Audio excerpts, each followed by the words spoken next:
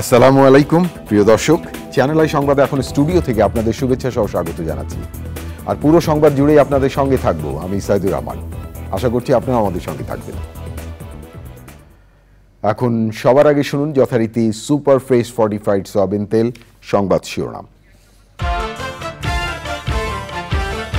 আদালত থেকে কোটা সংস্কারের সমাধান আসতে হবে বলেছেন প্রধানমন্ত্রী। দুর্নীতি বিরোধী অভিযানে ভাবমূর্তি ক্ষুণ্ণ হওয়ার ভাবনা নেই বলে মন্তব্য।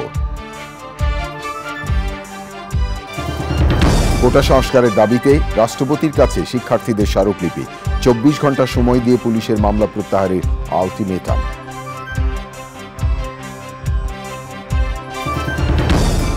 পেনশন ইস্যুতে আন্দোলনরত সব পাবলিক বিশ্ববিদ্যালয় শিক্ষকদের অনলাইন বৈঠক, পরবর্তী সিদ্ধান্ত গ্রহণে টিএসসিতে আলোচনা। এবং পণ্যের নতুন নতুন বাজার খুঁজতে ব্যবসায়ীদের প্রতি প্রধানমন্ত্রীর আহ্বান।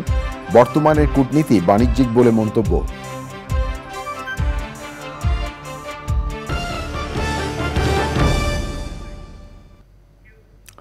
প্রিয় দর্শক, এছাড়াও নিটোল টাটা বিশেষ সংবাদে যা থাকছে।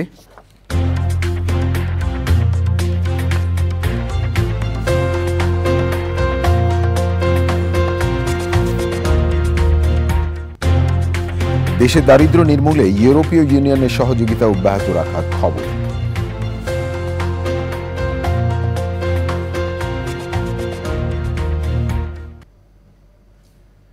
ধন্যবাদ প্রিয় দর্শক আমাদের সাথে যোগ দেওয়ার জন্য।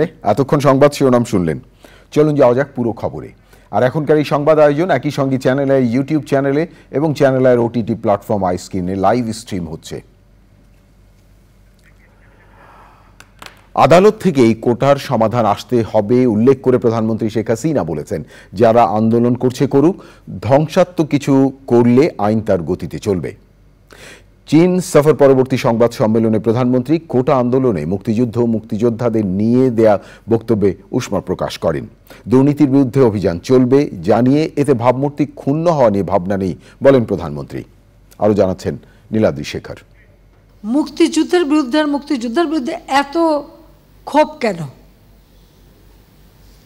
মুক্তিযোদ্ধাদের নাতিপুতিরাও পাবে না, তাহলে কি রাজাকারের নাতিপুতিরা পাবে? সেটা আমার প্রশ্ন, দেশবাসীর কাছেও প্রশ্ন, যে রাজাকারের নাতিপুতিরা সব কিছু পাবে, মুক্তিযোদ্ধারা পাবে না। কোটা আন্দোলনে মুক্তিযুদ্ধ ও মুক্তিযোদ্ধাদের নিয়ে বিরূপ মন্তব্যে এই ক্ষোভ প্রধানমন্ত্রীর। কোটার প্রয়োজনীয়তা তুলে ধরে প্রধানমন্ত্রী এর সমাধান আদালতের উপরেই ছেড়ে দেন। আদালত যখন কথা বলেছে, আদালতে যখন চলে গেছে, তার যখন রায় হয়েছে, তো সেই রায়ের বিরুদ্ধে এখন এই মুহূর্তে আমার তো দাঁড়ানোর কোনো অধিকার নাই। এটা তো আমার সংবিধানও বলে না, আমার পার্লামেন্টও বলে না, কার্যপ্রণালী বিধিও বলে না, কিছুই না। যতক্ষণ পর্যন্ত আদালত থেকে সমাধান না আসবে ততক্ষণ আমাদের এখানে কোনো কিছু করার থাকে না। এটা বাস্তবতা, এই বাস্তবতা তাদের মানতে হবে। আর যদি না মানে কিছু করার নাই, আর রাজপথে আন্দোলন করতেই থাকবে, তবে কোনো ধ্বংসাত্মক কাজ করতে পারবে না। যতক্ষণ তারা শান্তিপূর্ণভাবে করে যাচ্ছে কেউ কিছু বলছে না। কিন্তু এর বাইরে যখন কিছু করবে, পুলিশের গায়ে হাত দেওয়া বা পুলিশের গাড়ি ভাঙা বা এভাবে আক্রমণ, এগুলি যদি করতে যায়, তাহলে তখন তো আইন তার আপন গতিতে চলবে। চীন সফর নিয়ে গণভবনে প্রধানমন্ত্রী শেখ হাসিনার এই সংবাদ সম্মেলনে এই সফরের প্রাপ্তি ও বিভিন্ন সমালোচনার জবাব দেন। দুর্নীতি প্রসঙ্গে বঙ্গবন্ধু কন্যা সরকারের জিরো টলারেন্স নীতির কথা স্মরণ করিয়ে দিয়ে বলেন, কাউকেই ছাড়া হবে না। তো জঙ্গিবাদ যখন আমরা নিয়ন্ত্রণ করতে পারলাম, এখন দুর্নীতি যেটা আমার জিরো টলারেন্স ঘোষণাই আছে, আমি সেটা ধরছি। আর আমরা খুঁজে বের করছি বলেই কিন্তু আপনারা জানতে পাচ্ছেন, খোঁজ না করলে তো জানা যেত না, এইভাবেই চলতো, কারণ এইভাবেই চলছিল সেই 75-এর পর থেকে এইভাবেই চলছে। তো এখন আমরা এর বিরুদ্ধে ব্যবস্থা নিচ্ছি, আর যে ব্যবস্থা অব্যাহত থাকবেই, এখানে তো আর কোনো দ্বিধা নেই। আমি ওটা বিশ্বাস করি না যে আমি এটা ধরলেই একবারে আমার সরকারি ইমেজ নষ্ট হবে। আমি এটা বিশ্বাস করি না। আমার দায়িত্বই হচ্ছে যে অন্তত এই যে সমস্ত অনিয়মগুলি আছে সেগুলি ধরে একটা জায়গায় নিয়ে আসা, দেশটাকে সুস্থভাবে নিয়ে আসা, সেটা আমরা করার পদক্ষেপ নিয়েছি, কাজে এটা অব্যাহত থাকবে। বিশ্ববিদ্যালয়ের শিক্ষকদের পেনশন নিয়ে খুঁটিনাটি বিষয়ে পর্যালোচনা করছেন বলে জানান সরকার প্রধান। যুক্তরাষ্ট্রের সাবেক প্রেসিডেন্ট ডোনাল্ড ট্রাম্পের উপর হামলাকে দুঃখজনক বলেও মন্তব্য করেন প্রধানমন্ত্রী Sheikh Hasina. Niladri Shekhar, channel I, Dhaka. Quota সংস্কারের দাবিতে আন্দোলনরত শিক্ষার্থীরা রাষ্ট্রপতি বরাবর স্মারকলিপি দিয়েছেন। জাতীয় সংসদে জরুরি অধিবেশন ডেকে কোটা সংস্কারের পদক্ষেপ নিতে সরকারকে 24 ঘন্টার আলটিমেটাম দিয়েছেন আন্দোলনকারীরা। 24 ঘন্টা পর্যবেক্ষণের পর পরবর্তী কর্মসূচি নির্ধারণ করার কথা জানান তারা। এ সময়ের মধ্যে শাহবাগ থানায় পুলিশের করা মামলা প্রত্যাহারেও আলটিমেটাম দিয়েছে শিক্ষার্থীরা। দেখুন শহীদুল্লাহ রাজীর রিপোর্টটি।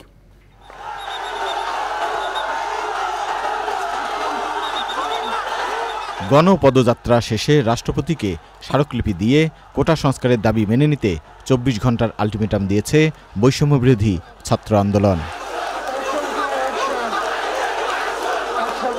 সকাল থেকে ঢাকা বিশ্ববিদ্যালয় গ্রন্থাগারের সামনে ঢাকা বিশ্ববিদ্যালয়, জগন্নাথ বিশ্ববিদ্যালয় ও সরকারি 7 কলেজের শিক্ষার্থীরা জড়ো হতে থাকেন। বেলা 12টায় হাজার হাজার শিক্ষার্থীর অংশগ্রহণে গণপদযাত্রা শুরু হয়। দফায় দফায় পুলিশের বাধা পেরিয়ে বঙ্গভবন অভিমুখে গণপদযাত্রা করেন আন্দোলনকারীরা। শাহবাগ মৎস্য ভবন হয়ে সচিবালয়ের সামনে দিয়ে বঙ্গভবনে যাওয়ার চেষ্টা করেন আন্দোলনকারীরা। গণপদযাত্রাটি শিক্ষা ভবনের সামনে পৌঁছালে পুলিশের বাধার মুখে পড়ে। বাধা পেরিয়ে 0 পয়েন্টে পৌঁছালে আবারও পুলিশের ব্যারিকেড ভেঙে বঙ্গভবনের দিকে এগিয়ে যায় পদযাত্রা।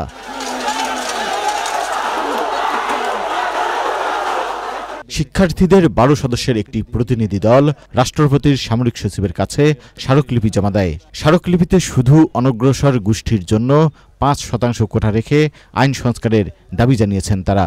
মহামান্য রাষ্ট্রপতি সামরিক সচিব নিশ্চিত করেছেন তিনি অতি দ্রুত আমাদের যে মেসেজটি, আমাদের যে স্মারকলিপিটি সেটি মহামান্য রাষ্ট্রপতির কাছে পৌঁছে দিবেন।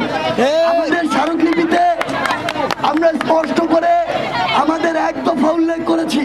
বিকেল 3টায় গুলিস্তানে সমাবেশ করেন আন্দোলনরত শিক্ষার্থীরা। সরকারের কাছ থেকে যেহেতু আমরা আশ্বাস পাচ্ছি না, আমরা চাই তিনি হস্তক্ষেপ করে জাতীয় সংসদে আমাদের যে 1 দফা দাবি, সেই 1 দফা দাবির প্রেক্ষিতে আইন পাশ করতে ভূমিকা রাখবেন এবং প্রয়োজনে জরুরি অধিবেশন আহ্বান করবেন। জনভোগান্তি এড়াতে সবাইকে সংযত আচরণের আহ্বান জানায় পুলিশ।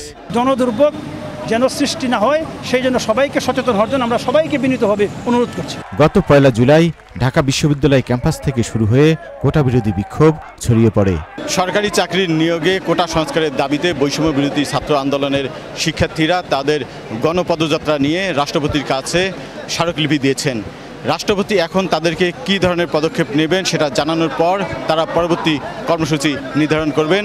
তারা 24 ঘন্টার জন্য সময় বেঁধে দিয়েছেন। Shahidullah Raju, channel I, Dhaka. ভুল বুঝিয়ে শিক্ষার্থীদের কোটা বিরোধী আন্দোলনে ঠেলে দেওয়া হচ্ছে বলে মন্তব্য করেছেন স্বরাষ্ট্রমন্ত্রী আসাদুজ্জামান খান। রাজধানী শাহবাগে আন্দোলনরত শিক্ষার্থীদের বিরুদ্ধে করা পুলিশের মামলার ভিত্তি না থাকলে তা টিকবে না বলেও জানান মন্ত্রী। মাদকদ্রব্যের অপব্যবহার এবং অবৈধ পাচার বিরোধী আন্তর্জাতিক দিবস উপলক্ষে রাজধানীর শিল্পকলা একাডেমিতে আয়োজিত আলোচনায় বিশেষ অতিথি ছিলেন স্বরাষ্ট্র মন্ত্রণালয় সংক্রান্ত সংসদীয় স্থায়ী কমিটির সভাপতি বেনজির আহমেদ, সুরক্ষা সেবা বিভাগের সচিব মোহাম্মদ মশিউর রহমান, ডাক্তার অরূপ রতন চৌধুরী সহ অন্যরা। মাদক নিয়ন্ত্রণে বিশেষ অবদানের জন্য ঢাকার পুলিশ কমিশনার হাবিবুর রহমানকে পুরস্কৃত করা হয়।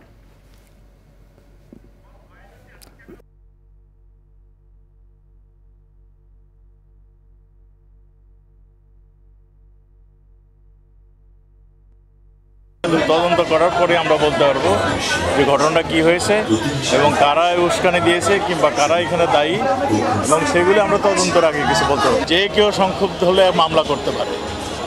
মামলা তদন্তর পরে যদি এটার মেরিট না থাকে তাহলে এটা অটোমেটিক বাতিল হয়ে যায়। প্রিয় দর্শক, এবারে অন্যান্য খবর। দেশে 40টি বিশ্ববিদ্যালয় শিক্ষক নেতাদের নিয়ে সকালে বিশ্ববিদ্যালয় শিক্ষক ফেডারেশন অনলাইনে দীর্ঘ মিটিং করলেও আন্দোলন প্রত্যাহার করে ক্লাসে ফেরার কোনো সিদ্ধান্ত হয়নি। এছাড়া পেনশনে প্রত্যয় স্কিম প্রত্যাহারের দাবিতে আন্দোলন এবং কর্মবিরতি নিয়ে ঢাকা বিশ্ববিদ্যালয় শিক্ষক সমিতির বৈঠক চলছে। আরও জানাচ্ছেন জান্নাতুল বাকিয়া কেকা।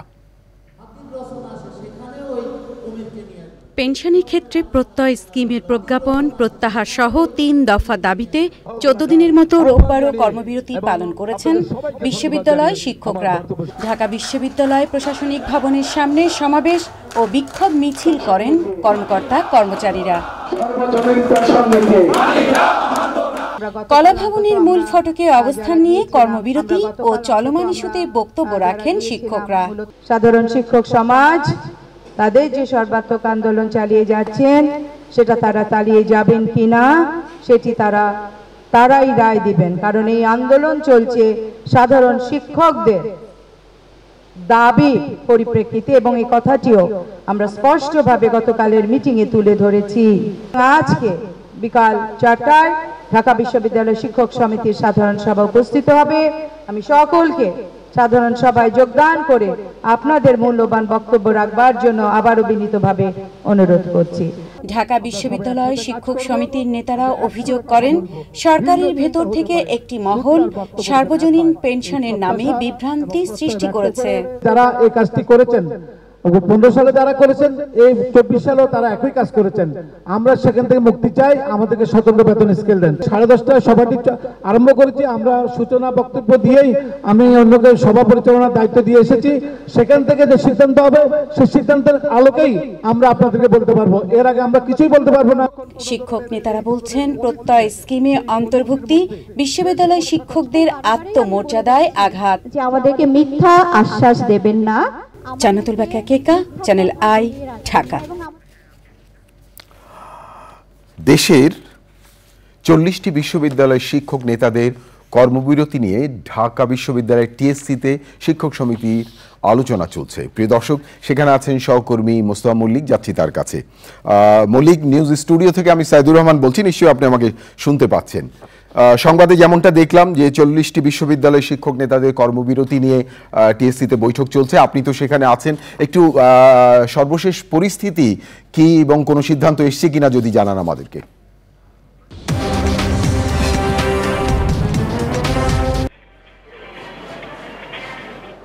ঢাকা বিশ্ববিদ্যালয় শিক্ষক সমিতির এই সভাটি নিয়মিত যেখানে হয়, অর্থাৎ ঢাকা বিশ্ববিদ্যালয় শিক্ষক সমিতির যে কার্যালয় রয়েছে সেখানে এই মিটিংটি সভাটি হওয়ার কথা ছিল। এবং আপনারা জানেন যে গতকালকে ওবায়দুল কাদেরের সঙ্গে যে সমিতি রয়েছে বাংলাদেশ বিশ্ববিদ্যালয় শিক্ষক ফেডারেশন এবং ঢাকা বিশ্ববিদ্যালয় শিক্ষক সমিতি সহ 40টি পাবলিক বিশ্ববিদ্যালয়ের যারা পৃথক পৃথক সমিতি রয়েছেন তাদের প্রতিনিধিদের নিয়ে একটি রুদ্ধদ্বার বৈঠক হয়েছিল। এবং বৈঠক শেষে দুই পক্ষই, অর্থাৎ সরকারের পক্ষ থেকে এবং বিশ্ববিদ্যালয়ের যারা শিক্ষক রয়েছেন, ঢাকা বিশ্ববিদ্যালয় শিক্ষক সমিতির সভাপতি অধ্যাপক নিজামুল হক ভূঁইয়া, তারা যেমনটি জানিয়েছিলেন যে আজকে 4টা থেকে যে সভাটি হবে সেই সভাটি 4টার খানিকক্ষণ পরে শুরু হয়েছে 5টায় এবং সভাটি এখনও চলছে। ঠিক এই মুহূর্তে বলা মুশকিল যে এটি কখন শেষ হবে। এবং আপনারা জানেন যে প্রথমে এটা একটা দফায় দাবি ছিল, সেটি হচ্ছে যে প্রত্যয় যে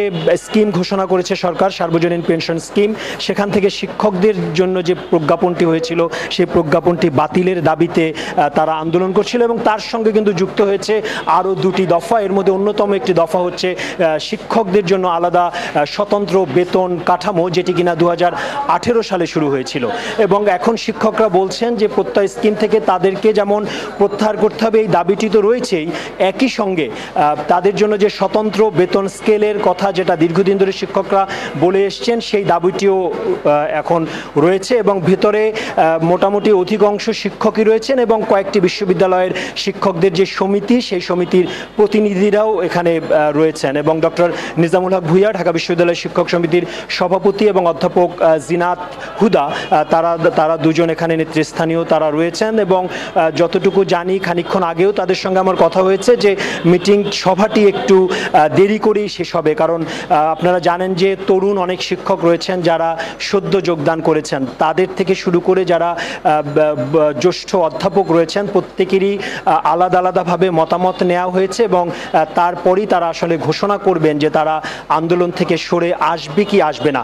তবে বলে রাখি যে আমি যতদূর জেনেছি জেনেছি যে সভার আগেই বিভিন্ন সিনিয়র অধ্যাপকদের সঙ্গে কথা হয়েছে। তারা বলছেন যে আসলে তারা যে দাবিতে মাঠে নেমেছেন এবং এখন 40টি বিশ্ববিদ্যালয়ের শিক্ষকরা এই দাবিতে আছেন, তারা সেই দাবিতে অনড় থাকবেন। সেটি হচ্ছে যে সার্বজনীন পেনশন যে প্রত্যয় স্কিম, সেটি থেকে বিশ্ববিদ্যালয় শিক্ষক এবং কর্মকর্তা কর্মচারীদের যুক্ত করে যে প্রজ্ঞাপন রয়েছে সেটি বাতিল করতে হবে এবং একই সঙ্গে স্বতন্ত্র যে বেতন তারা যে 2018 সাল সহ বিভিন্ন সময় দাবি জানিয়ে আসছিলেন সেটিও তাদের মানতে হবে। এবং আপনারা জানেন যে গত 1 তারিখ থেকে আজকে পর্যন্ত মাঝখানে শুক্র এবং শনি বাদ দিয়ে যতগুলো কর্মদিবস রয়েছে সেই সব জায়গাতেই কিন্তু ততদিন ধরে অর্থাৎ গেল 12 দিন ধরে শ্রেণী কার্যক্রম থেকে শুরু করে প্রশাসনিক কার্যক্রম সব কিছুই বন্ধ রয়েছে। এখন নির্ভর করছে শিক্ষকদের ঘোষণাটা সভা শেষে কি আসে। আমরা যখনই সিদ্ধান্তটি জানবো নিশ্চয়ই দর্শক আপনাদেরকে সিদ্ধান্ত। মল্লিক, অনেক ধন্যবাদ আপনাকে টিএসসি থেকে আমাদের সাথে সরাসরি যুক্ত হওয়ার জন্য। কোন কোন দেশে কি কি পণ্য রপ্তানি হয় বাংলাদেশ থেকে তা খুঁজে বের করতে ব্যবসায়ীদের প্রতি আহ্বান জানিয়েছেন প্রধানমন্ত্রী শেখ হাসিনা। রাজধানীর ওসমানী স্মৃতি মিলনায়তনে জাতীয় ট্রফি বিতরণ অনুষ্ঠানে প্রধানমন্ত্রী বলেন, এখন কূটনীতি রাজনীতি নিয়ে নয়, এখন বাণিজ্যিক কূটনীতি। আমরা সেভাবেই সকলকে কাজ করার নির্দেশ দিয়েছি।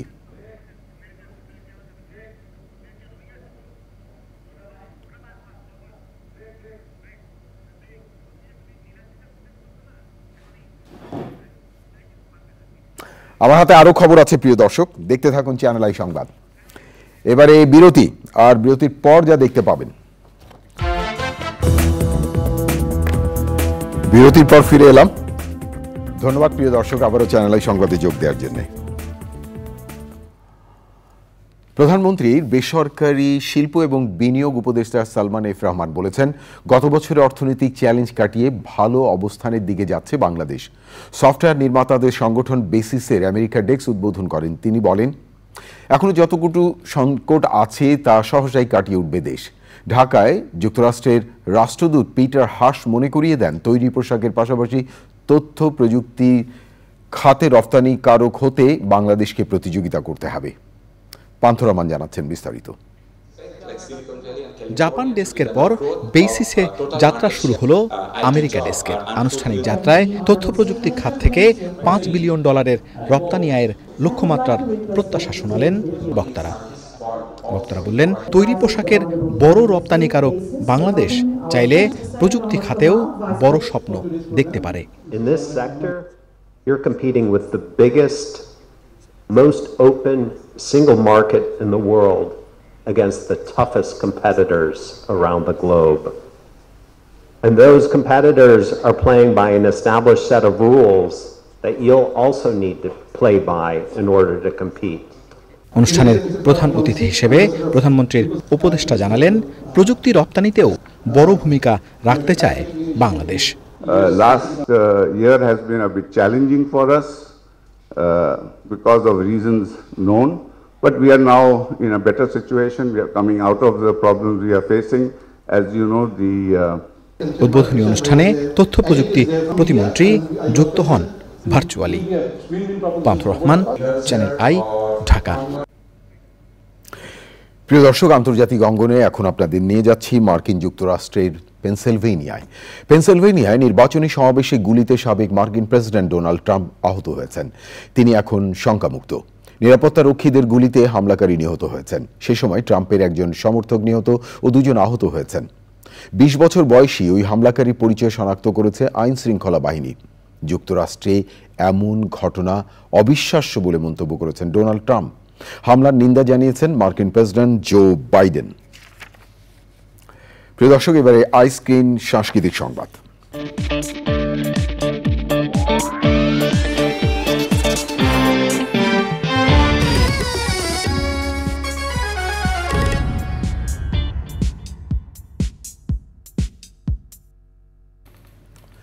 কানাডার টরন্টোতে দুর্গাবাড়ি মন্দির মিলনায়তনে অনুষ্ঠিত হল বিশ্বভারতীর অধ্যাপক এবং রবীন্দ্রসঙ্গীত শিল্পী সন্দীপ সেনের একক সঙ্গীতা অনুষ্ঠান।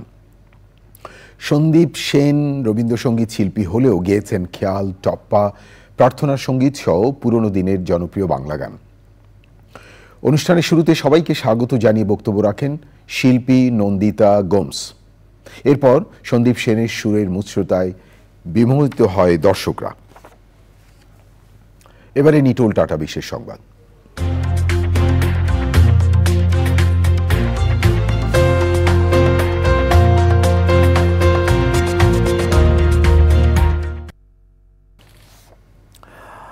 দেশে চরম দারিদ্র্য নিরসনে সরকার সফল হয়েছে বলে মন্তব্য করেছেন প্রধানমন্ত্রীর মুখ্য সচিব। চরম দারিদ্র্য পুরোপুরি নির্মূলে ইউরোপীয় ইউনিয়ন বাংলাদেশকে সহযোগিতা অব্যাহত রাখবে বলে জানিয়েছেন রাষ্ট্রদূত। রিপোর্টে আরও জানাচ্ছেন পরাগ আজিম। বাংলাদেশের চরম দারিদ্র্য নিরসনে 2022 সাল থেকে ইউরোপীয় ইউনিয়নের আর্থিক সহায়তায় 3 বছর মেয়াদী একটি প্রকল্প বাস্তবায়ন করছে পল্লী কর্মসহায়ক ফাউন্ডেশন পিকেএসএফ। এই প্রকল্পের উপর জাতীয় কর্মশালা পিকেএসএফ ভবনে। অনুষ্ঠানে সম্মানিত অতিথি বাংলাদেশে ইউরোপীয় ইউনিয়নের রাষ্ট্রদূত Charles Whiteley. Considering that building pathways out of poverty requires a multi-sectoral approach, the EU has been investing heavily in 3 main areas that have a major impact on poorer people's ability to take part in growth opportunities. প্রধান অতিথির বক্তৃতায় প্রধানমন্ত্রীর মুখ্য সচিব বলেন, চরম দারিদ্র্য নির্মূলে সরকার আন্তরিকভাবে কাজ করে যাচ্ছে। চরম দারিদ্র্যকে নিরসন করা একটা বড় লক্ষ্য। সেটি 25.1 ছিল 2006-এ, এখন সেটি 5.6 নামিয়ে আনা হয়েছে। নিশ্চয়ই বাংলাদেশ সরকারও এই জাতীয় চরম দারিদ্র্য নিরসনে অতীতের মতো আগামী দিনেও আরও বড় আকারে সাপোর্ট আপনাদেরকে করবে। উদ্বোধনী অনুষ্ঠানের পর মুক্ত আলোচনা পর্বে অংশ নেন প্রকল্প সংশ্লিষ্ট ব্যক্তিরা। পরাগ আজিম, চ্যানেল আই, ঢাকা। প্রিয় দর্শক, এবারে কৃষি সংবাদ।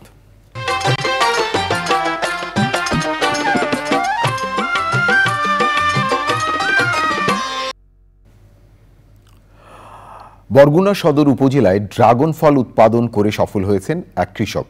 মাসে আয় করছেন লক্ষাধিক টাকা। ড্রাগনের বাগানে সাথী ফসল হিসেবে আবাদ করছেন লেবু সহ অন্যান্য ফল ফসল।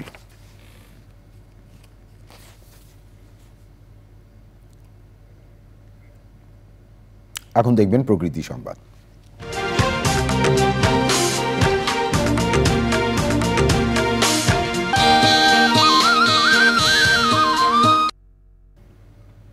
ঝিনাই নদীর তীব্র ভাঙনে পাল্টে যাচ্ছে টাঙ্গাইলের ভূপ্রকৃতি। অপরিকল্পিতভাবে বালু ও মাটি উত্তোলনের কারণেই ভাঙন বেড়েছে বলে অভিযোগ করেছেন ভুক্তভোগীরা। ভাঙন প্রতিরোধে দ্রুত প্রয়োজনীয় ব্যবস্থার উদ্যোগ নেওয়ার দাবি তাদের।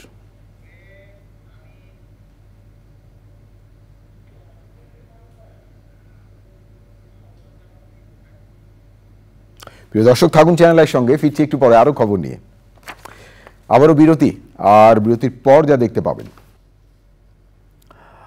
শীঘ্রই ঠাকুরগাঁও জেলা শিশু শ্রম মুক্ত হতে যাচ্ছে বলে জানিয়েছেন শ্রম এবং কর্মসংস্থান প্রতিমন্ত্রী মোহাম্মদ নজরুল ইসলাম চৌধুরী। তিনি বলেন, রাজশাহী জেলাও কাজ শুরু হয়েছে। 1 বছর পর রাজশাহীকে শিশু শ্রম মুক্ত জেলা ঘোষণা করার আশা করা হচ্ছে। শিশু শ্রম প্রতিরোধে করণীয় নিয়ে ডিবেট ফর ডেমোক্রেসি আয়োজনে ছায়া সংসদ বিতর্ক প্রতিযোগিতার প্রধান অতিথি হিসেবে তিনি আরও বলেন, শুধু আইন দিয়ে শিশু শ্রমের মতো সমস্যার সমাধান সম্ভব নয়, এজন্য সবাইকে এগিয়ে আসতে হবে। অনুষ্ঠানে ছিলেন শ্রম এবং কর্মসংস্থান সচিব, কলকারখানা ও প্রতিষ্ঠান অধিদপ্তরের DG, debate for democracy chairman Hasan Ahmed Chowdhury Kiran এবং অন্যরা। বিতর্ক প্রতিযোগিতায় বিজয়ী হয়েছে শহীদ পুলিশ স্মৃতি কলেজ।